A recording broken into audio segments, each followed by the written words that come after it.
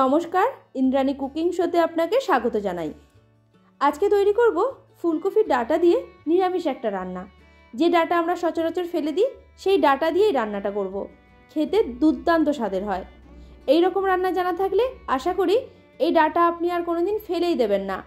ভাত কিংবা রুটি দুটোর সাথে খেতে অপূর্ব লাগবে। তাহলে চলুন আজকের রেসিপি শুরু করা যাক। এই রান্নাটা করার জন্য মাঝারি সাইজের দুটো দেশি ফুলকপি নিয়েছি। এবার এই ফুলকপিগুলোর থেকে ডাঁটাগুলোকে আলাদা করে নেব। দুটো ফুলকপি থেকে ডাঁটাগুলো আমার আলাদা করা হয়ে গেছে। এর মধ্যে দেওয়ার জন্য আর কি কি সবজি লাগছে একটু দেখিয়ে দিচ্ছি। আমার লাগছে শিম, মূলো, বেগুন, গাজর আর নিয়েছি আলু। আপনি আপনার পছন্দ মতো আরও সবজি দিতে পারেন। সবজিগুলো কাটার পর পরিষ্কার করে ধুয়ে নিয়েছি। আর এদিকে দেখুন ডাঁটাগুলোকে আমি ছোটো ছোটো করে কেটে নিয়েছি। তরকারিটা খাওয়ার সময় যাতে ডাঁটাগুলো কোনোভাবে মুখে না পড়ে তাই শিলের মধ্যে রেখে এইভাবে একটু থেতো করে নিচ্ছি। অনেকেই দেখবেন ডাঁটা খেতে একদমই পছন্দ করেন না।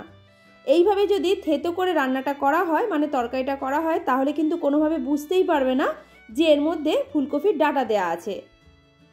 শিলের মধ্যে প্রথমে যে কটা পাতা আর ডাঁটা দিয়েছিলাম খুব ভালো করে থেতো করা হয়ে গেছে, বাটির মধ্যে তুলে রেখে দিলাম। এইভাবে পুরো পাতা ডাঁটাটাকে আমি থেতো করে নেব। সব কিছু রেডি করে নেওয়ার পর এবার রান্নার কাছে চলে আসলাম।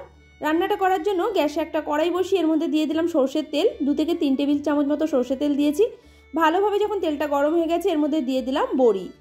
যে কোনো নিরামিষ তরকারিতে একটু বড়ি দিলে খেতে ভালো লাগে। বড়িগুলো লাল করে ভাজা হয়ে গেছে, তুলে রেখে দিচ্ছি।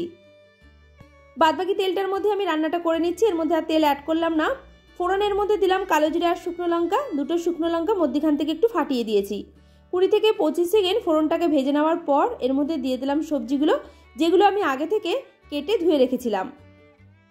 সবজিগুলোকে কোনোভাবে আলাদা করে ভাজার দরকার নেই, আমার মতো করে একসাথেই ভেজে নেবেন। 3 থেকে 4 মিনিট হাই ফ্লেমে সবজিগুলোকে ভেজে নেওয়ার পর এর মধ্যে দিয়ে দিলাম আগে থেকে থেতো করে রাখা ফুলকপির ডাঁটা। দিয়ে দিচ্ছি এর মধ্যে স্বাদ মতো নুন, হাফ চা চামচ দিয়ে দিলাম হলুদ গুঁড়ো, ঝালের জন্য হাফ চা চামচ দিলাম লঙ্কার গুঁড়ো, আর দিয়ে দিচ্ছি হাফ চা চামচ জিরে গুঁড়ো। এবারে একসাথে ভালো করে মিশিয়ে নিয়ে সবকিছু একসাথে একটু কষিয়ে নিচ্ছি।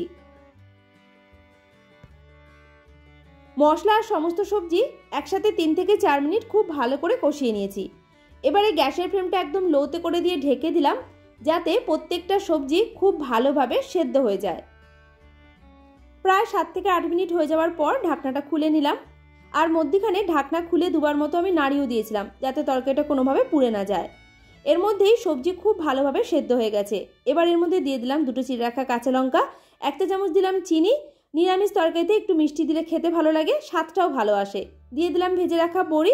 বড়িগুলোকে একটু হাত দিয়ে ভেঙে দিলাম। আর এর মধ্যে দিয়ে দিলাম 1 মুঠো ধনেপাতা কুচি। এই সময় বাজারে যাওয়া মানেই 2 থেকে 3 আঁটি ধনেপাতা তো অবশ্যই বাড়িতে আসবেই আসবে, তাই কঞ্জুসি না করে বেশি করে দিয়ে দেবেন। এতে পাতাগুলো আর পচেও যাবে না, তরকারিটা খেতেও কিন্তু ভালো লাগবে। ধনেপাতাটা দেওয়ার পর নাড়িয়ে ছাড়িয়ে একসাথে খুব ভালো করে মিশিয়ে নিয়েছি। গ্যাসের ফ্লেমটা বন্ধ করে দিলাম। ফুলকপির ডাঁটা দিয়ে নিরামিষ চচ্চড়ি বা তরকারি একদম রেডি। গরম গরম ভাত কিংবা রুটির সাথে পরিবেশন করুন, দুটোর সাথেই খেতে দুর্দান্ত লাগবে। আজকের এই রেসিপি যদি আপনার ভালো লাগে লাইক, শেয়ার, কমেন্ট করে জানাবেন। আমার চ্যানেলে নতুন বন্ধু হয়ে থাকলে চ্যানেলটিকে সাবস্ক্রাইব করে পাশে থাকা বেল আইকনটা প্রেস করে রাখবেন। পুরো ভিডিওটা দেখার জন্য আপনাকে অসংখ্য ধন্যবাদ।